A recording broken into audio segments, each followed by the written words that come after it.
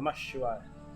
शिव पुराण की रुद्र संहिता के इस अध्याय में हम जानेंगे उमा सहित भगवान शिव का प्राकट्य, उनके द्वारा अपने स्वरूप का विवेचन तथा ब्रह्मा आदि तीनों देवताओं की एकता का प्रतिपादन।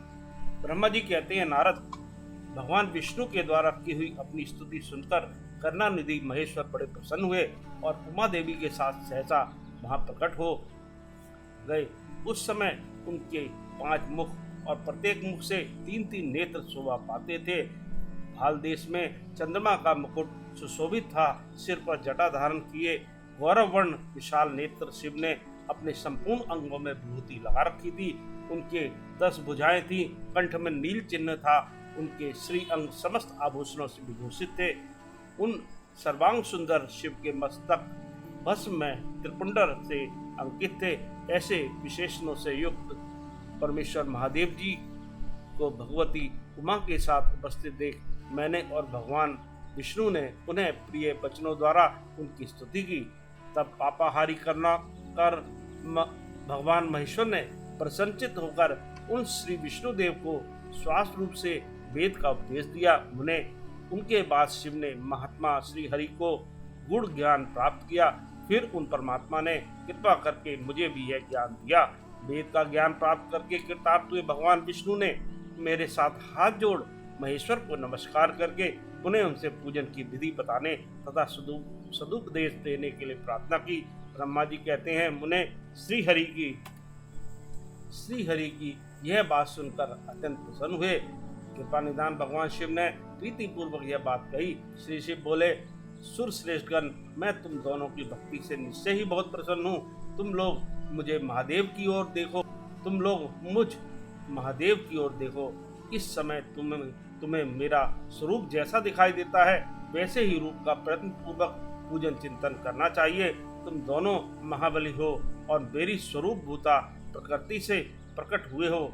मुझ सर्वेश्वर के दाएं बाएं अंगों से तुम्हारा आविर्भाव हुआ है। वे लोक पिता में ब्रह्मा मेरे दाहिने पार्श्व से उत्पन्न हुए हैं और तुम विष्णु मुझ परमात्मा के वाम पार्श्व से प्रकट हुए हो। मैं तुम दोनों पर भली भांति प्रसन्न हूँ और तुम्हें मनवांछित वर देता हूँ। मेरी आज्ञा से तुम दोनों की मुझ में सुदृढ़ भक्ति हो। ब्राह्मण, तुम मेरी आज्ञा का पालन करते हुए जगत की सृष्टि करो और वत्स विष्णु, तुम इस चराचर जगत का पालन करते रहो। हम दोनों से ऐसा कहकर भगवान शंकर ने हमें पूजा की उत्तम विधि प्रदान की, जिसके अनुसार पूजित होने पर वे पूजक को अनेक प्रकार के फल देते हैं। शंभु की उपयुक्त बात सुनकर मेरे सहित श्री हरि ने महेश्वर को हाथ जोड़कर प्रणाम करके कहा। श्री भगवान विष्णु बोले, प्रभु, यदि हमारे प्रति आपके हृदय में प्रीति उत्पन्न हुई है और यदि आप हमें वर देना आवश्यक समझते हैं तो हम यही वर मांगते हैं कि आप में हम दोनों की सदा अनन्य एवं अविचल भक्ति बनी रहे। ब्रह्मा जी कहते हैं, मुने श्री हरि की यह बात सुनकर भगवान हर ने उन्हें मस्तक झुकाकर प्रणाम करके हाथ जोड़े खड़े हुए उन नारायण देव से स्वयं कहा। श्री महेश्वर बोले, मैं सृष्टि पालन और संहार का करता हूँ, सगुण और निर्गुण हूँ तथा सच्चिदानंद स्वरूप निर्विकार परब्रह्म परमात्मा हूँ। विष्णु सृष्टि, रक्षा और प्रलय रूप गुणों अथवा कार्यों के भेद से मैं ही ब्रह्मा, विष्णु और रुद्र नाम धारण करके 3 स्वरूपों में विभक्त हुआ हूँ। हरे, वास्तव में मैं सदा निष्कल हूँ। विष्णु, तुमने और ब्रह्मा ने मेरे अवतार के निमित्त जो स्तुति की है, तुम्हारी इस प्रार्थना को मैं अवश्य सच्ची करूँगा, क्योंकि मैं भक्तवत्सल हूँ। ब्रह्मन, मेरा ऐसा ही परम उत्कृष्ट रूप तुम्हारे शरीर से इस लोक में प्रकट होगा, जो नाम से रुद्र कहलाएगा। मेरे अंश से प्रकट हुए रुद्र की सामर्थ्य मुझसे कम नहीं होगी। जो मैं हूँ वही यह रुद्र है। पूजा की विधि विधान की दृष्टि से भी मुझ में और उसमें कोई अंतर नहीं हुए। जैसे ज्योति का जल आदि के साथ संपर्क होने पर भी उसमें स्पर्श दोष नहीं लगता, उसी प्रकार मुझ निर्गुण परमात्मा को भी किसी के सहयोग से बंधन नहीं प्राप्त होगा। यह मेरा शिव रूप है। जब रुद्र प्रकट होंगे तब वे भी शिव के ही तुल्य होंगे। महामुने, उनमें और शिव में परायेपन का भेद नहीं करना चाहिए। वास्तव में एक ही रूप सब जगत में व्यवहार निर्वाह के लिए दो रूपों में विभक्त हो गया है। अतः शिव और रुद्र में कभी भेद बुद्धि नहीं करनी चाहिए। वास्तव में सारा दृश्य ही मेरे विचार से शिव रूप है। मैं तुम ब्रह्मा तथा जो ये रुद्र प्रकट होंगे वे सबके सब एक रूप हैं। इनमें भेद मानने पर अवश्य ही बंधन होगा, तथापि मेरा शिव रूप ही सनातन है। यही सदा सब रूपों का मूलभूत कहा गया है। यह सत्य ज्ञान एवं अनंत ब्रह्म है। ऐसा जानकर सदा मन से मेरे यथार्थ स्वरूप का दर्शन करना चाहिए। ब्राह्मण सुनो, मैं तुम्हें एक गोपनीय बात बता रहा हूँ। मैं स्वयं ब्रह्मा जी की भ्रुकुटी से प्रकट होऊंगा। गुणों में भी मेरा प्राकट्य कहा गया है। जैसा कि लोगों ने कहा है हर तामस प्रकृति के है, वास्तव में उस रूप में अहंकार का वर्णन हुआ है। उस अहंकार को केवल तामस ही नहीं सात्विक भी समझना चाहिए, क्योंकि सात्विक देवगण वैकारिक अहंकार की सृष्टि है। यह तामस और सात्विक आदि भेद केवल नाम मात्र का है, वस्तुतः नहीं। वास्तव में हर को तामस नहीं कहा जा सकता। ब्राह्मण, इस कारण से तुम्हें ऐसा करना चाहिए। तुम तो उस सृष्टि के निर्माता बनो जो श्री हरि इसका पालन करे, तथा मेरे अंश से प्रकट होने वाले जो रुद्र हैं वे इसका प्रलय करने वाले होंगे। ये जो उमा नाम से विख्यात परमेश्वरी प्रकृति देवी है, इन्हीं की शक्ति भूता भाग देवी ब्रह्मा जी का सेवन करेंगी। फिर इन प्रकृति देवी से वहाँ जो दूसरी शक्ति प्रकट होगी वे लक्ष्मी रूप से भगवान विष्णु का आश्रय लेंगी। तदंतर उन्हें काली नाम से जो तीसरी शक्ति प्रकट होगी वे निश्चय ही मेरे अंशभूत रुद्र को प्राप्त होगी। वे कार्य की सिद्धि के लिए वहाँ ज्योति रूप से प्रकट होगी।